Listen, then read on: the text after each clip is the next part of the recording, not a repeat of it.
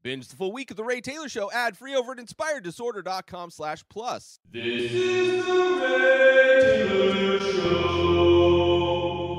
Lady Vengeance, the third and final film in the Vengeance trilogy by Park Chan-wook. This movie written and directed by Park Chan-wook.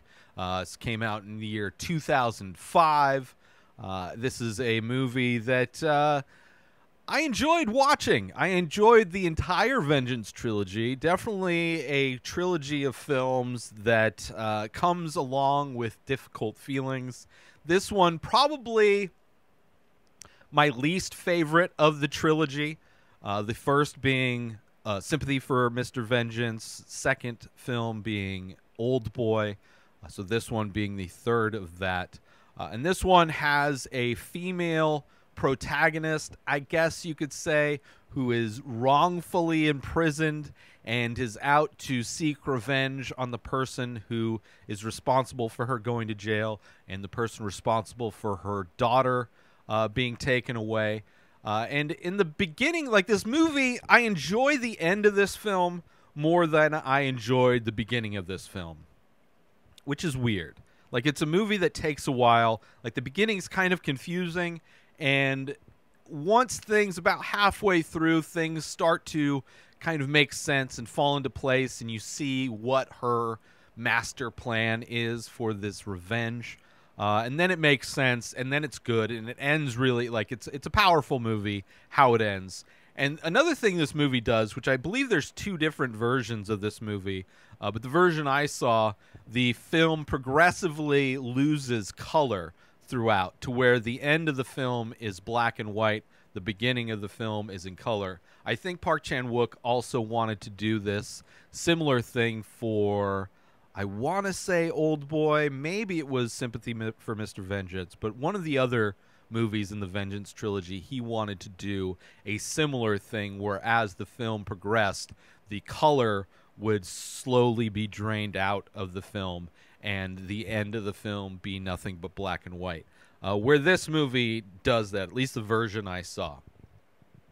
Which kind of, kind of speaks to like the color of the film being the life of the film, how the life of the film is being drained out slowly. The life force, the positivity of these characters is slowly being drained out as they choose to, in ways of getting revenge for what has happened to them, choose to do horrible things themselves, become, less human, as it were, in doing those things. So I get that. And I enjoyed how it ends. But the beginning of this movie really has Wes Anderson vibes, which is kind of weird. Like, after watching the first two Park Chan-wook films in this trilogy and then watching this one, it's about her. She just gets out of prison, but it's flashing back to her time in prison and all the different people she served time with while in prison and how those people kind of are helping her with her master plan. She was in prison for 13 years. She was kind of a trendsetter because she was a young, attractive woman when she was first, accused, or she confessed to killing a kid. And in Korea, similar to other countries, they do reenactments, and where you have to publicly reenact as part of like your punishment to publicly reenact the events of the crime you did, which I noticed the first time I noticed this was while watching Bong Joon-ho films. I think Memories of Murder was the first one I noticed. They do these reenactments, and I had to look up online, and apparently it's a thing where if you're being accused of a crime, you have to do these, or if you're convicted of a crime, you have to do these reenactments, these public reenactments. The public is encouraged to come and watch this movie. Those reenactments are done online, so people are able to watch the reenactments. These criminals reenact their crimes on the TV, and she gained a lot of popularity because she was a young, attractive woman. And we see that there's a cop that doesn't really believe that she is the one who committed these crimes. You see he doesn't really believe, but he's helping her anyway. helping her confess, helping her do this reenactment correctly. I didn't know if I mentioned, but I will be spoiling this movie. So if you have not seen Lady Vengeance, I highly recommend doing it. It's currently on Tubi, as well as Sympathy for Mr. Vengeance. Old Boy is a little bit more difficult to acquire, but both of these films are available on Tubi, which is a free service. There's just going to be ads, which is fine. I don't think they're edited. Other than that, there's just ad breaks between. So if you don't want to be spoiled, I wouldn't recommend listening, because I am going to be spoiling in order to talk about this film. So there's this cop that's helping her, right, to do this. He knows that she's faking it, but he, whatever, to get the name, to get a conviction, whatever, he's helping her out. And then even after she gets out, he helps her again, because obviously the real person is still out there. But so she goes to prison, and there's these cuts where it's showing these different people, and it has there's comedic beats to this, very similar to Wes Anderson. Not necessarily exactly the symmetrical look of it, but definitely tonally the vibe is very much Wes Anderson. I looked online. I'm not the only person that gets these vibes, that Wes Anderson vibes, but part of that takes me out. Part of that is just seeing all the different people she was in prison with kind of takes me out, kind of confusing, because I don't know what their whole purpose is. She has a dream that's very surreal where she's has a dog sled, which is literally a dog that is mounted to a sled but has the head of a man, and she has this very stylized gun that she uses to blow the brains out of the dog sled man. And that's, this very surreal dream that, shows what her goal is, shows what she wants to accomplish. The head of that man is the person that is responsible for her going to prison. That is the person who's responsible for her daughter getting kidnapped. So much of the beginning of this movie, first half of this movie, is a lot of setup. You see her trying to reunite with her daughter, who has been adopted by, I believe, an Australian family, and she goes to visit them, and there's a hilarious scene where the daughter demands to go back and see Seoul, Korea. She wants to go back to Korea to see this place, and so much so that she ends up putting a knife to her neck. Hilarious scene.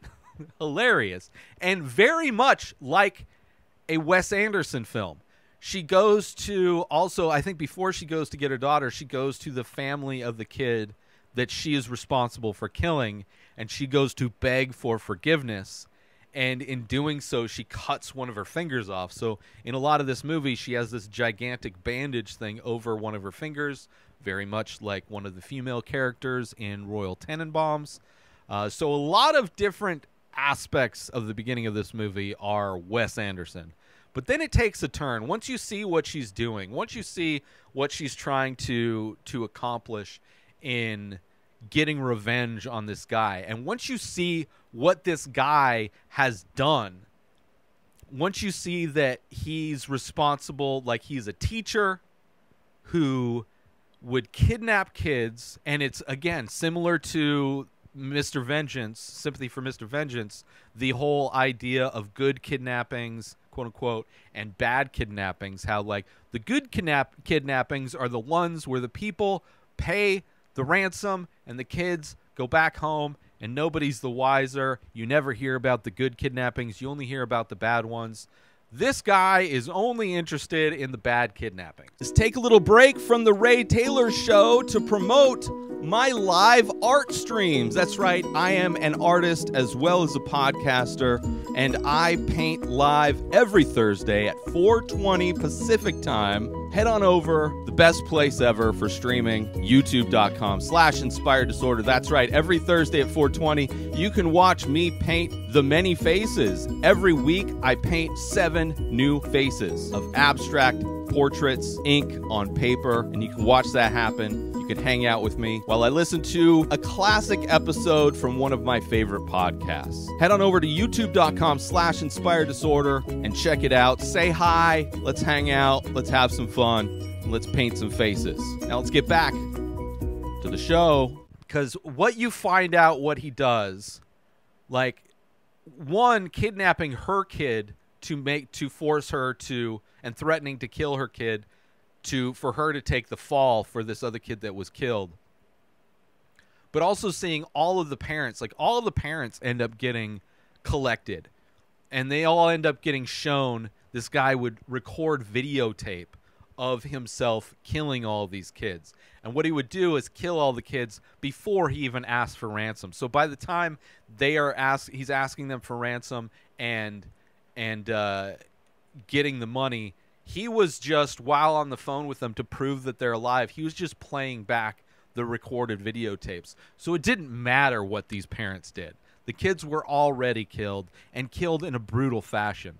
And there's this kind of the great part of this movie is where all of these parents are collected into a classroom, abandoned school. They're all being shown these videotapes. You have the cop kind of presiding over the thing because he's, knows what's going on with the main character and how she's trying to get revenge on this guy.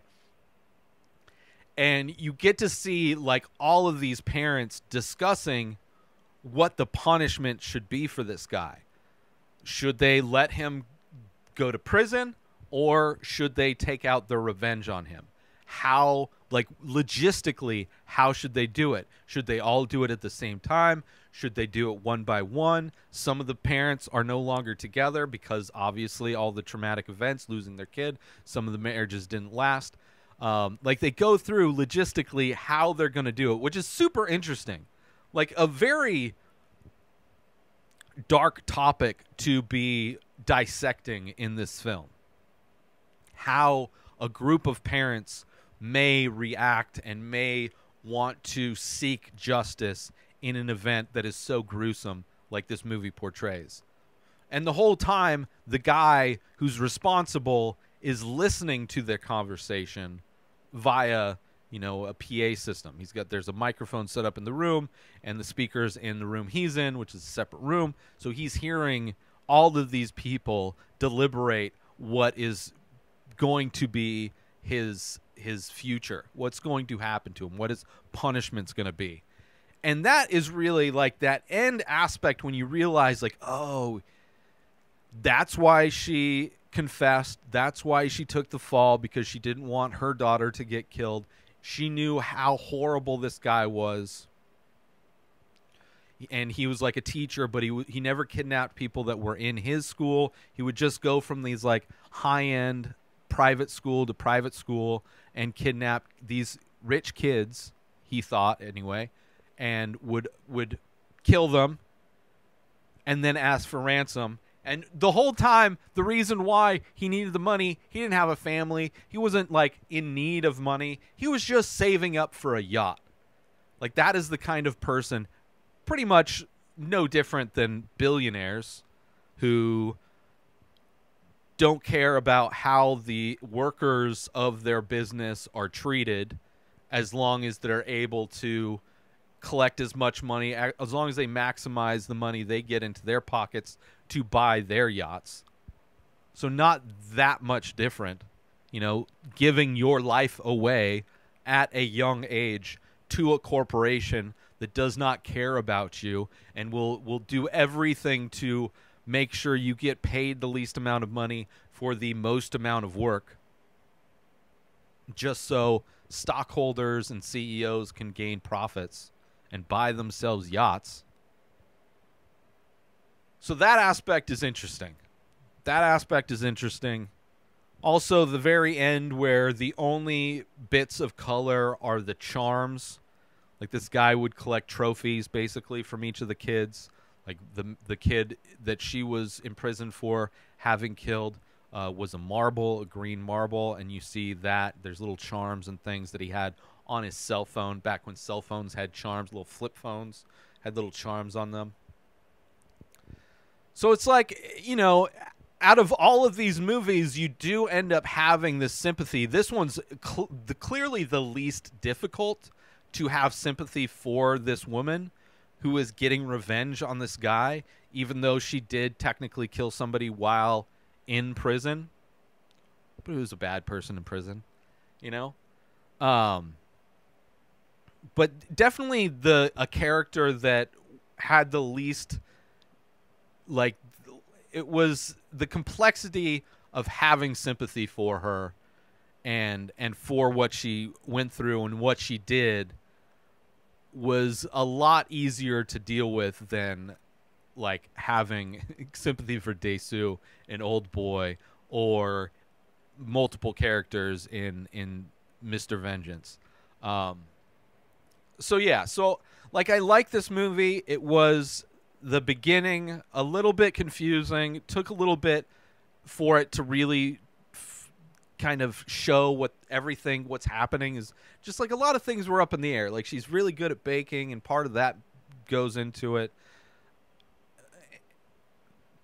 But once you start seeing like where all the pieces, once all the pieces start coming together, right? The beginning of the movie, we're shown all the pieces, but we don't know why or how they all fit together.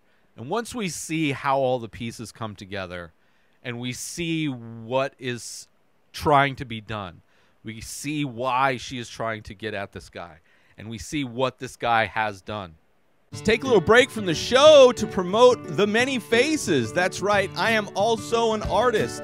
I do ink paintings on paper of abstract faces. A new face, a new painting gets released every single day over at inspireddisorder.com. So head on over to my website to purchase original artwork directly from the artist. Also, there are prints available for select images. Head on over to inspireddisorder.com, buy original art, buy prints if that's your jam, if you want 8x10 prints on high quality paper. Also, if you're looking to wear some art, there are shirts available with original artwork by myself. Select faces from The Many Faces are also available in t-shirt form. You go to inspireddisorder.com, you buy original artwork, you buy prints, you buy shirts.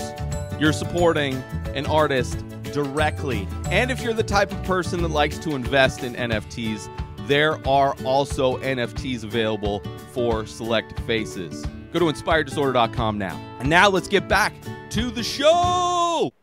It's great. It's great. Like you have, like, you want these people, you want these parents to like destroy this guy, to torture this guy, because he's done horrible things to multiple children.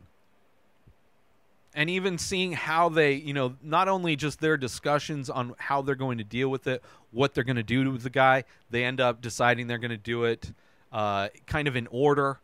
Sometimes they will go in small groups. Some people will go in individually. They all have like knives and raincoats to make sure they don't get bloody. One guy brought an axe.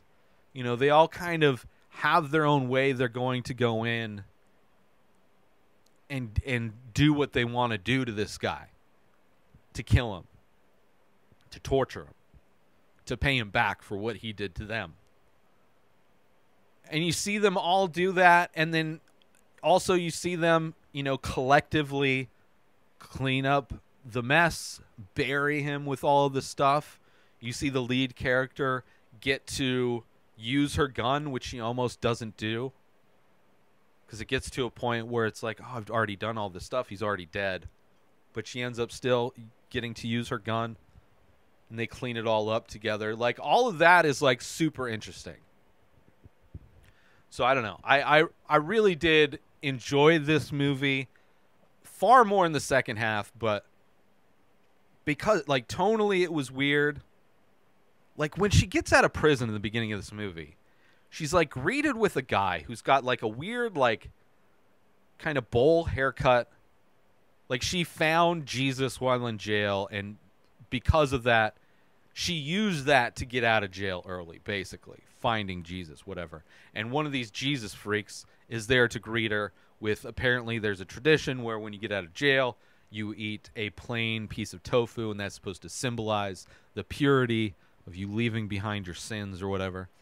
And there's a bunch of, like, Santa Clauses there. It's just weird.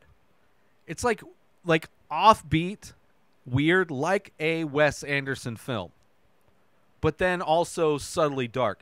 The stuff in the prison is funny, but I don't know how it related to the overall movie. And then it all kind of comes together, but it's like, I don't know. As far as all of the other Park Chan-wook films I've watched, which I watched all of his films, I'm going to be ranking my top 5 favorite Park Chan-wook films on Sunday. So if you want to watch that, search top 5 Park Chan-wook's Ray Taylor Show. I will be doing that. So out of all of his movies, aside from maybe like the first movie he did, which is like Joint Security Area, kind of takes a while before you realize how these aspects are kind of connected. But all of his movies, I'm like in it immediately. And this one took a while for me to get into it. A little confusing. The cyborg one was a little confusing as well, but by the end, I think it all came together, and it made sense, and it was good. It's like kind of cathartic. Out of all of them, the end of this movie feels there's some catharsis to the end of this movie. It's like out of all of the vengeance movies of this trilogy, this one has somewhat of a happy ending. So much bad things happen, but at least like you feel there was justice was had for these parents who were able to get revenge on this guy, and they were able to do that because of this woman and what she was able to do to kind of pay for her sins in a way, because she did. I think she was part of it at one point. I don't know. Again, the beginning was kind of confusing, but anyway, I enjoyed the movie. My least favorite it's not my least favorite Park Chan-wook film, but definitely my least favorite of the Vengeance trilogy. And it's very weird to see a Park Chan-wook film have the vibe of Wes Anderson. Like, very contrasting styles in a lot of ways. And that probably is an aspect that pulled me out a little bit. But overall, I enjoyed it. I enjoyed how it ended. I enjoyed how it all came together at the end. And I would recommend it, especially the trilogy as a whole. It's a great trilogy. If I had to rank the trilogy, Old Boy, the number 1, Sympathy for Mr. Vengeance, number 2, and Lady Vengeance, number 3. But in all, I thought it was a great trilogy and an interesting topic and, like, difficult set of emotions to struggle with while watching characters doing bad things, but also like being on their side, understanding why they're doing, like understanding why they might be doing such horrible things, right? It like forces you to like sympathize with like evil people, but understanding how they got to that place is why you have sympathy. And anyway, I think that it was a great kind of conclusion to that trilogy in this movie. So I definitely recommend checking it out. Lady Vengeance. Sometimes I've seen it listed as Sympathy for Lady Vengeance, but the majority of places it's just called Lady Vengeance. Check it out. New episodes of The Ray Taylor Show come out every single day. Subscribe on YouTube and everywhere our podcasts are found. Binge the full week over at InspiredDisorder.com/plus. Buy Ray Taylor Show merch over at InspiredDisorder.com. And follow the show on Instagram at Ray Taylor Show. Have a wonderful day, everybody. Peace out!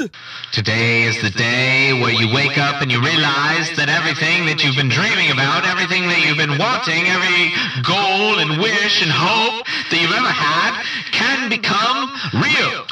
Dreams can come true. What you manifest in your mind, you can bring to reality.